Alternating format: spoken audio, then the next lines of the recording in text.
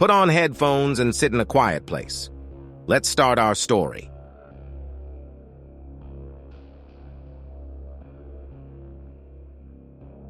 In the heart of the desolate countryside stood Blackwood Manor, a decaying relic of a bygone era.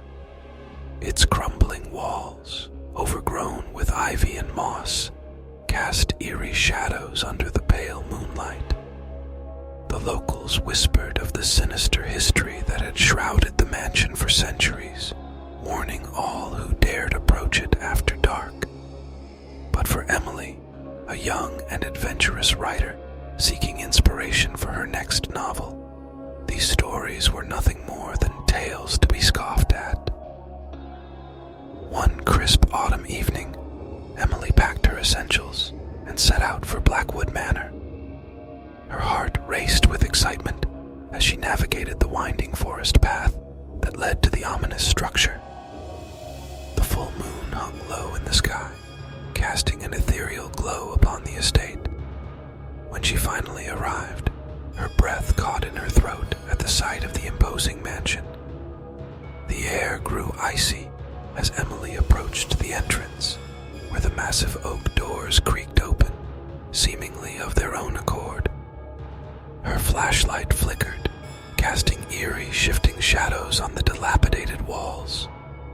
Her pulse quickened, but she shook off her unease, convincing herself it was merely her imagination. Inside, the grand foyer greeted her with its faded grandeur. A sweeping marble staircase spiraled upwards, shrouded in darkness. The walls bore the remnants of forgotten portraits, their faces obscured by years of dust and decay. The mansion's silence was stifling, save for the occasional gust of wind that whispered through broken windows. Emily ventured further into the mansion, her steps echoing ominously through the empty halls. She explored room after room, each revealing a different aspect of Blackwood Manor's sinister past. In the library, she discovered tattered volumes of occult literature and mysterious diaries filled with cryptic writings. In the ballroom, she felt an eerie chill as she imagined the sound of haunting music and swirling dancers from a forgotten era. As Emily ascended the grand staircase, she noticed a faint whispering, like distant voices carried on the wind. Ignoring her fear, she followed the ethereal sounds to a door at the end of a long corridor. Slowly, she pushed it open and found herself in a dimly lit bedroom. The room appeared untouched by time, with opulent furnishings covered in white sheets. A grand canopy bed dominated the center, its curtains drawn closed. Emily felt inexplicably drawn to the bed, her curiosity overpowering her fear. With trembling hands, she pulled back the curtains to reveal an ornate antique mirror. Her reflection stared back at her, but something was horribly wrong. Her face was twisted in agony, her eyes empty and hollow. She recoiled in terror, stumbling backward and knocking over a porcelain vase. The crash echoed through the mansion, and Emily's heart pounded in her chest as she heard soft laughter, like the tinkling of a music box. The room seemed to close in around her, and she rushed out, slamming the door behind her. But the laughter followed, echoing through the corridors. In her frantic escape, Emily found herself lost in a labyrinthine maze of passages and secret chambers. The mansion seemed to shift and change around her, its walls closing in, trapping her in its malevolent embrace. She could hear whispers all around, the voices growing louder, taunting her with their incomprehensible words. Exhausted and on the brink of despair, Emily stumbled into a dusty study. The room was filled with ancient tomes and strange artifacts. In the center, an old phonograph sat on a worn wooden table. Emily hesitated for a moment before winding it up and placing the needle on a dusty record. As the haunting melody filled the room, oppressive atmosphere seemed to lift. Emily felt a strange sense of calm wash over her. She sank into an old leather armchair, closing her eyes and letting the music carry her away. In her reverie, Emily saw glimpses of the mansion's dark history. She saw a family torn apart by greed and betrayal, their spirits forever bound to Blackwood Manor. She saw a cursed mirror that trapped the souls of those who dared to gaze into it.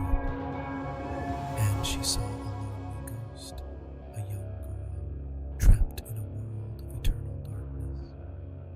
The phonograph crackled and stopped, and Emily was jolted back to reality. The room was once again suffused with an eerie silence.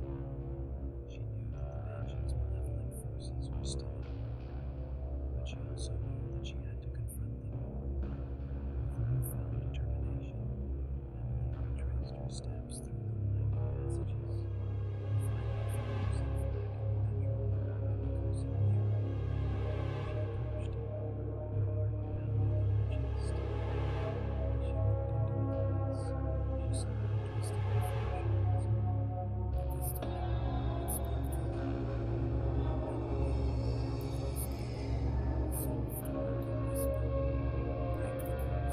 Emily knew what she had to do. She reached into her bag and pulled out a small sledgehammer she had brought for protection. With all her strength, she swung it at the mirror, shattering the cursed glass into 1,000 pieces.